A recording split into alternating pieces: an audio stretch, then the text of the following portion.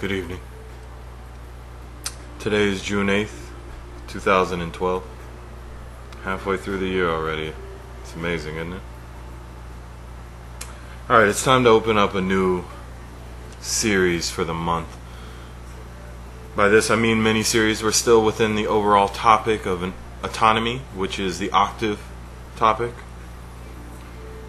Last we discussed essentials, and in that I discussed a concept of interaction platforms with you. I'm going to spend this month actually talking about the nature of those platforms and how to truly actually cultivate them for yourselves.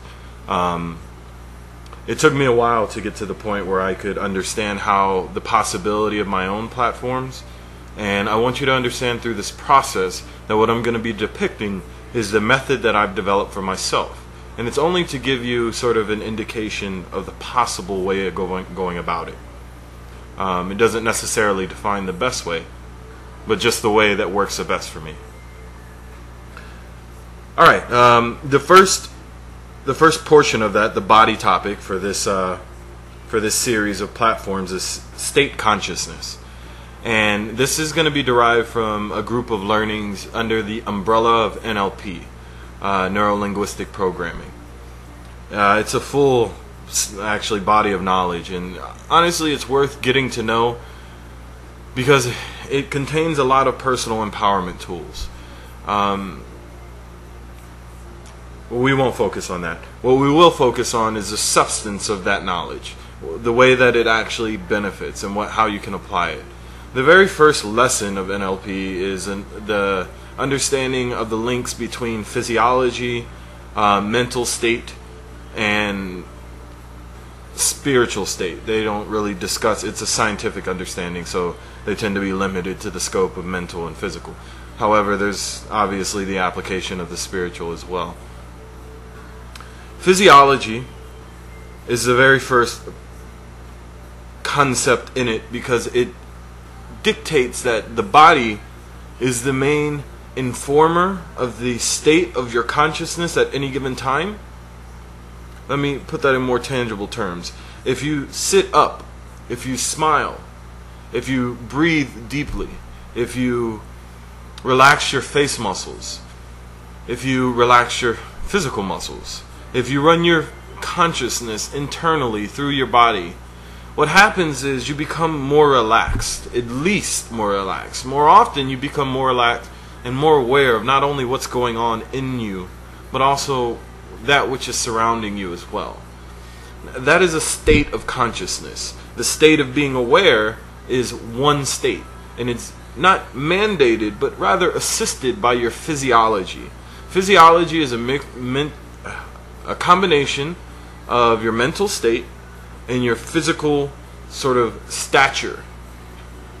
What I mean is, if you look at somebody who's depressed, and if you were capable of hearing their thoughts, you would realize that there's a correlation between the self-depreciative nature of the cyclical thought pattern and how it displays in their physical orientation. Inside, they'd be saying things like, "I am nothing," or "I feel so sad," or "I feel depressed." And their physiology would mirror that. Their breathing pattern would be shallow and only reside in the chest. Their shoulders would be hunched forward, and their chest or heart chakra would be concaved, as too would their abdomen as they hunch over in an attempt not to be noticed. All of that is communicating the state of your consciousness to your body and your mind, and they are in essence aligning with that. However, the same is true in reverse.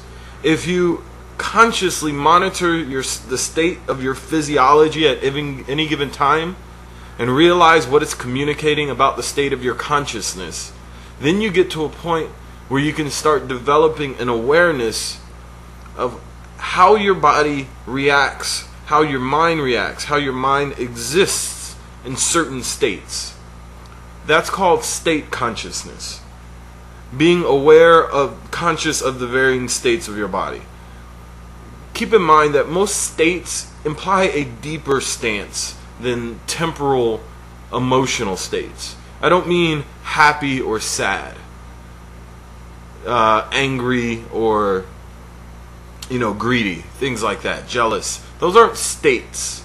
Those are more emotional whims.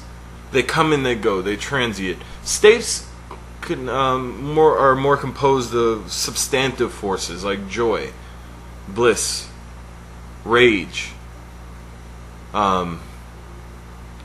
obsession. These are states of consciousness. They imply that there's a deeper connection, that the spirit is backing the enforcement of the emotional information that's running through the body. Once you get to the point of being able to consciously be aware of the states that you are in and the parameters for those states, what I mean by that is, when I found the state where I performed at my best, as a matter of fact right now, the state that I am in order to communicate these ideologies, the state that I always go back to when it's time for me to do one of these lessons, is a specific state that is a specific frequency, a physiological makeup. I breathe a certain way, I talk a certain way, I think a certain way during this time, because it is a state that I have tagged for a specific purpose, and it allows me to perform optimally in that purpose. You can do that across the board, though. You can find out which state will make you the most professionally successful, the most creative. You can find the state that'll make you the most, let's say, physically optimal. You can find the state that'll make you the most sexually optimal. All of these things constitute a merger of all of the vessel facilities of who you are. What I mean is that your body has a vested interest in every activity that you do. And during those activities, it expresses how best or how it interacts with that activity based on your physiology. If you become aware of what your body is communicating, what your mind is communicating, what your spirit is communicating through the various experiences of your life, then you will realize how each one of them are experiencing the nature of your reality and what state they are entering into. There are individual states for each one of the portions, and then there's a collective state for the whole unified being that is you. Keep in mind that we are the architects. We are, in fact, the creators, the generators of all of our experiential nature, whether outside or inside. So the state of consciousness is going to be actively determined by what we've allowed to be the state of consciousness in any experiment, in any experience. There's no mandate for it. Your body doesn't react on its own. It doesn't say, this is how I will always feel. More like, this is how I feel at present. If you help it to understand that there's a different way of reacting to certain experiential stimuli, then you'll realize that your perspectives is what the states allow. They allow for different lenses, for you to view the world in different ways. When you get to the point of understanding the varying states that you are capable of actually embodying, the full biosphere, and keep in mind that there's a core set, and then once you become skilled at this, because it is something you become skilled at, then you'll be able to subtly delineate between the different forms of the same state. There's a state that is similar to this that I'm using right now, that I also use when I'm writing a book, or when I'm giving a lecture series, or when I'm creating a work of art. All of these things I do, and all of them have a very specific state of conscious embodiment that I use during that time. This has something to do with channeling, but we're not going to touch that yet. One day I will actually get into depth with that for you.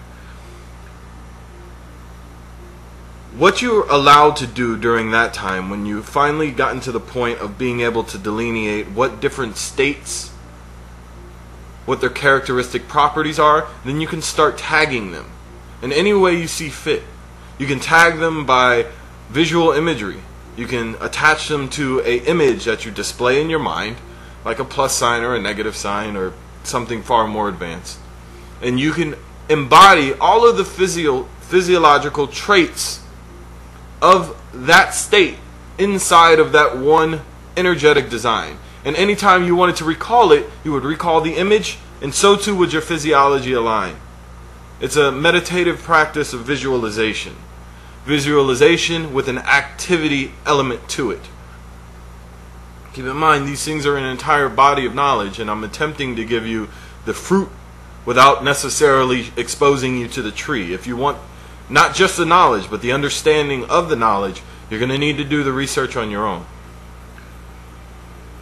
What this allows, once you're able to consciously tag states, let me explain to you my own retrieval mechanism. Every single state of consciousness, every experience that I have, I solidify behind an energetic symbol. That energetic symbol I then institute into a cyclonic library, an archive, if you will, of living experiential understanding and knowledge. Every single thing that I've ever done exists within that archive. And anytime that I need to access it, I recall the image, the symbolic image that I created. That image comes with the collective knowledge and understanding of that experience, and also the state that it invoked. So I get empathetic knowledge, empathetic understanding, empathetic growth by being able to exist within the now, but visit the past and the present within the now. That's what allows for it. That's what allows interdimensional travel through the varying vessels of who you are. Man, this is what yogis are trying to communicate to you when they talk about creating space. That's a consciousness state. It's a state of consciousness. Or bliss. It's a state of consciousness. Very few of them actually understand what it is that they're attempting to communicate. So instead, they hinge on repeating the word as if it's going to give you a route to it. But that's not the case. For you to understand the route to anything, you must understand first how you create routes. How the act of creating routes takes place within yourself. And even introspection is a state of consciousness. It's the very first one that you would need to cultivate before you get to the others. You would get to a state of consciousness where your awareness majoritarily is turned in, so you can be the passive observer that is viewing the information as it arrives. This brings us to a totality understanding. What I've been attempting to do through our interactions is give you the model for experiential interaction that I found works best for me, because of the fact that that is what is lacking in this reality. Specifically, I'm not saying that there aren't facets of this. There are individuals who will be able to tell you about neuro-linguistic programming. There are also individuals who will be able to tell you about breathing, controlling your breathing pattern, or creating space in the mind, creating space in the body. All of those things are fragmented aspects of what it is that I'm communicating to you right now. What I'm saying is that consciously breathing is a state of consciousness. Consciously creating space in your mental construct is a state of consciousness. And once you have achieved that state of consciousness, you can recall that achievement at any time that you want. It's akin to memory. Once you had an experience, depending on how aware you are when you had that experience, you can visit it at any time that you want. You can go back and get not only the substance of the actual interaction, but also the passive, the subtle information that you didn't gain during the initial interaction because you were busy with the experience. That's why we say that everything is clearer in hindsight. That's not true necessarily. It's just through the lens of the passive observer. When we're looking at things that are in the past, we're no longer identified with them, and it gives us an expanded view of the reality. If we can do that in a conscious embodied state, which is a 0-point consciousness, which is a state of consciousness that I talked to you about already, if you can find and develop an avenue to make that your state of consciousness, then the awareness of your reality magnifies. It exponentially multiplies. And what you can do from there is absolutely infinite in potential. That's all it has, in infinite potential. Because then you realize you can mix and match states to meet your outcomes. I love you. Bye.